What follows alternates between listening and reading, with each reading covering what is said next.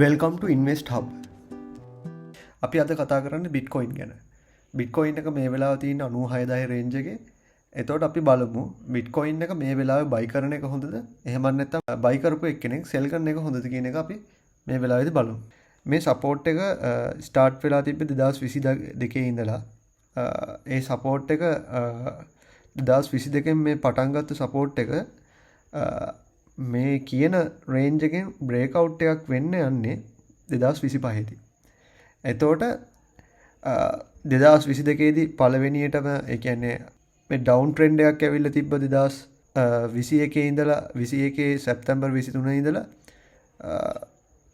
2023 මාර්තු වෙනකන් down trend එකක් තිබ්බා.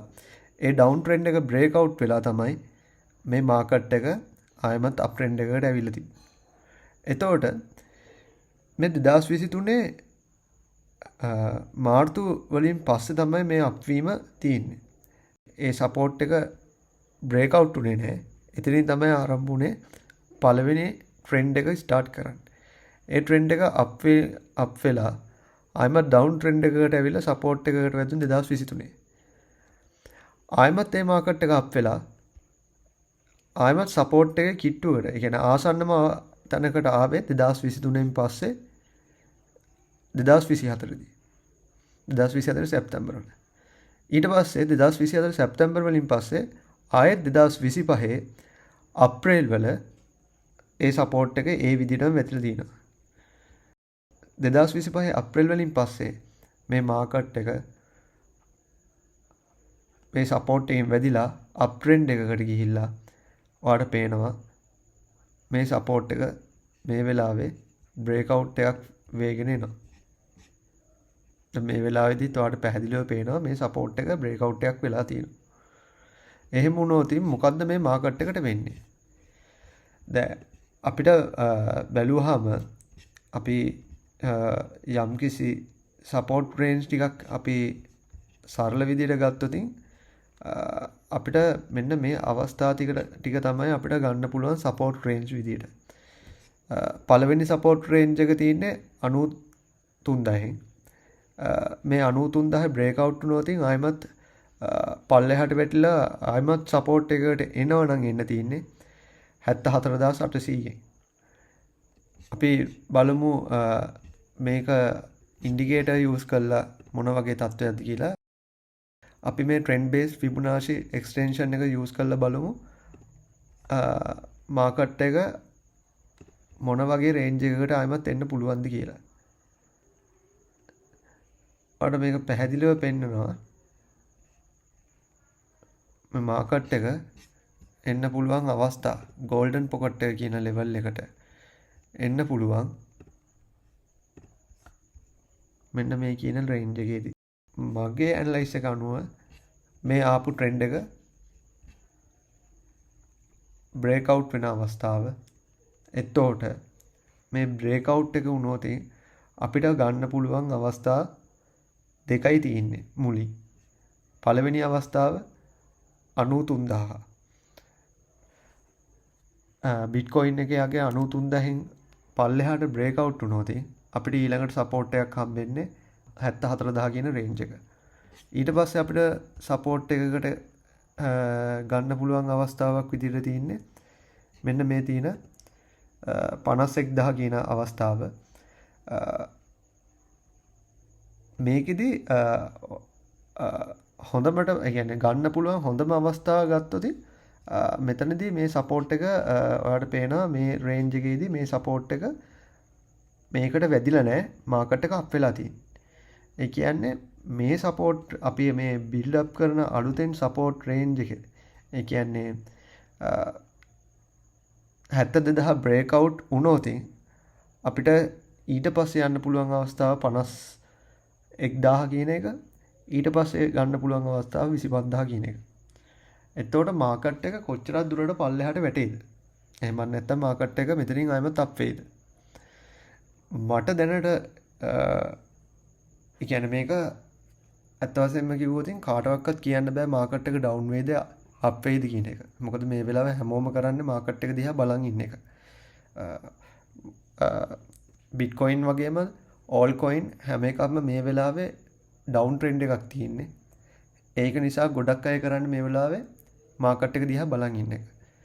දැන් මේක දිහා ගත්තාම අපි ගියොතින් coin market cap එකට ගිහිල්ලා බැලුවොතින් bitcoin එක ඔයාලට පේනවා මේ පැය 24 තුල සම්පූර්ණයෙන්ම මාකට් එක ඩවුන් වෙලා තියෙනවා. එතකොට මේ වගේ අවස්ථාවක බයි කරනවා කියන්නේ ඒක ඇත්තටම බයි කරනවා වගේ ඩිසිෂන් එකක් ගන්නවා කියන්නේ ඇත්තටම මෝඩ වැඩක්. මේ වෙලාවේ කරන්න තියෙන්නේ ඇත්තටම මාකට් එක බයි කරලා තියෙන කෙනෙක් ඉන්නවා නම් ඔයගොල්ලන්ට මේක ලොන්ග් ටර්ම් ඉන්වෙස්ට් කරන්න බලාපොරොත්තුවක් නැති කෙනෙක් නම් තව අවුරුද්දක් දෙකක් තුනක් තියාගෙන ඉන්න බලාපොරොත්තුවක් නැති කෙනෙක් නම් කෙටි කාලයක් තුල මේ මාසයක් දෙකක් තුලදී බයි කරපු කෙනෙක් නම් මගේ සජෙෂන් එක තමයි මේ වෙලාවේ සෙල් කරලා USDT වලට තියාගන්න එක තමයි හොඳම ඔප්ෂන් එක. මොකද මාකට් එක ඔයා 2025 අප්‍රේල් වල බයි කරපු කෙනෙක් ඉන්නවනම් ඔයාට පේනවා මාකට් එක දැන් මේ වෙලාවේ තින්නේ ඒ වෙලාවේ තිබ්බ මාකට් එක 75000 කියන රේන්ජ් එකේ තින්නේ 2025 අප්‍රේල් වලදී. මාකට් එක ගොඩාක් ඉහළට ගිහිල්ලා 120000 ඉක්මවා ගිහිල්ලා දැන් මාකට් එක ඒ ට්‍රෙන්ඩ් එක බ්‍රේක් අවුට් වෙලා අලුත් ට්‍රෙන්ඩ් එකක් හැදෙමින් පවතින අවස්ථාව. එතකොට මේ ට්‍රෙන්ඩ් එක ඩවුන් වෙලා එන්න පුළුවන් පළවෙනි අවස්ථාව 92000 93000 ඊට පස්සේ මාකට් එක ඩවුන් වෙන්න පුළුවන් අවස්ථාව 74000. එහෙම නැත්නම් මේ ගෝල්ඩන් පොකන්ට් එකේ උඩ 81000 කියන රේන්ජ් එක. එතකොට ගොඩාක් දුරට මේ 74000 බ්‍රේක් අවුට් වුණොත් ආයෙත් තියෙන සපෝට් එකක් විදියට මේ 51000 කියන රේන්ජ් එක. 51000යි 74000යි කියන රේන්ජ් එක. මගේ සජෙෂන් එක අනුව ඔයා ලොන්ග් ටර්ම් ඉන්වෙස්ට් කරපු කෙනෙක් නෙමෙයි නේද? ඒ කියන්නේ මේ අවුරුද්දේ ඔයා මුල ඒ කියන්නේ අප්‍රේල් වල වගේ බයි කරපු කෙනෙක් නම් මේ වෙලාව හොඳම අවස්ථාව තමයි නුවණට හුරු දේ තමයි මාකට් එකේ තියෙන වාගේ බයි කරපු ඒවා සෙල් කරලා USDT වලට තියාගන්න එක. මොකද ඔයාට ප්‍රොෆිට් එකක් ගන්න බැරි වෙන්න පුළුවන්. නැත්නම් ඔයාට ආයෙමත් ඔයා යට කරපු සල්ලි ප්‍රමාණයට වඩා ප්‍රොෆිට් එකක් හොයන්න ඕන නම් ඔයාට ගොඩක් වෙලාවට ආයෙත් ඔයාට ඒ ඔපචුනිටි එක ඔයාට ප්‍රොෆිට් කරගන්න අවස්ථාවක් එන්නේ තව අවුරුද්දක් ගිහිල්ලා වෙන්නත් පුළුවන්. ඒ නිසා මම කියන්නේ මගේ සජෙෂන් එක තමයි මේ වෙලාවේ මේ අවුරුද්දේ මැද ඒ කියන්නේ අප්‍රේල් මැයි වල වගේ කට්ටිය බයි කරපු කට්ටිය මේක හොඳම මේ වෙලාව සෙල් කරන එක තමයි නුවණට උරු. ඔයාලට පුළුවන් ආයෙමත් මාකට් එක ඩවුන් වුණාට පස්සේ අපි හිතමු මාකට් එක මේ 73000 කියන රේන්ජ් එකට ආවට පස්සේ ඔයාලට පුළුවන් මේක මේ වෙලාව මෙන්න මේ අවස්ථාවේදී ඔයාට පුළුවන් මේ අවස්ථාවේදී බයි කරලා ආයෙමත් මාකට් එක අප් වෙනකම් බලන් ඉන්න පුළුවන් කාලයක්. ඒක නිසා මං කියන්නේ ඔයා මේ වෙලාවේ මාකට් එකේ තියෙනවා නම් අප්‍රේල් මැයි වල වගේ බයි කරපු කෙනෙක් ඉන්නවා නම් USDT බවට ඒක මාකට් එක සෙල් කරලා USDT විදිහට තියාගන්න එකත් හොඳයි. Bitcoin වගේම all coin උත් ඒ හා සමානවම තමයි හැසිරෙන්නේ. ඒක නිසා මේ වෙලාවේ හොඳම දේ ට්‍රේඩින් වලට යන්න නැතුව මාකට් එක දිහා බලන් ඉන්න. මොකද ඕගොල්ලන්ගේ පොඩි කැපිටල් එකක් තියෙනවා. ලංකාව වගේ රටක බහුතරයක් අයගේ වොලට් වල තියෙන කැපිටල් එක ඉතාමත් පොඩි රේන්ජ් එකක් තියෙන්නේ. ඒක නිසා මගේ සජෙෂන් එක තමයි මේ වෙලාවේ ඔයගොල්ලෝ ලොන්ග් ටර්ම් ඉන්වෙස්ට් කරලා තියෙනවා නම් මේ අවුරුද්දක් ඒ කියන්නේ මේ අවුරුද්දේ මුල වගේ ඉන්වෙස්ට් කරලා තියෙන කට්ටිය ඉන්නවනම් අප්‍රේල් මැයි වල වගේ කට්ටිය ඉන්නවනම් මාකට් එකේ ඔයගොල්ලෝ ඉන්වෙස්ට් කරපු ඒවා මේ වෙලාවේ සෙල් කරන එක තමයි නුවණට හුරු. මොකද ඔයගොල්ලන්ට පේනවා ඊළඟට තියෙන සපෝට් රේන්ජ් එක 92000 දැන් මාකට් එකේ තියෙන 96000 ආයිමත් සපෝට් එකක් හම්බෙන්නේ 74000 දී. ඒ කියන්නේ අප්‍රේල් මැයි වල බයි කරපු කෙනෙක් ඉන්නවා නම් ඒගොල්ලන්ගේ මාකට් එක තිබිලා තින්නේ ඒ වෙලාවේ තිබිලා තියෙන බිට්කොයින් එකේ අගේ 75000 ඔයා මාස ගාණක් බලාගෙන හිටපු එක එක මොහොතකදී ආයිමත් හිටපු තැනටම එන්නත් පුළුවන්. ඒක නිසා මේ වෙලාව ඔයා මාකට් එකේ ඒ කියන්නේ බිට්කොයින් වලට බයි කරපු කට්ටිය සෙල් කරන්න කියලා එක තමයි මගේ සජෙෂන් එක. ඒක ඩිපෙන්ඩ් වෙනවා ඔයාගේ ඔයා තව නෑ මම තියාගෙන ඉන්නවා මම තව අවුරුද්දක් තියාගෙන ඉන්නවා කියලා හිතන් ඉන්න කෙනෙක් ඉන්නවනම් කමක් නැහැ. මේ අවුරුද්දේ ඔයා සෙල් කරන්න බලාපොරොත්තුෙන් ඉන්න කෙනෙක් ඉන්නවනම් මං කියන්නේ සෙල් ගන්න එක නුවණට හුරුයි. ඒක ඔයගොල්ලෝ තව කට්ටියකිනුත් අහලා ඉන්ඩිකේටර්ස් භාවිතා කරලා තේරුම් අරගෙන ඒ දේ කරන එක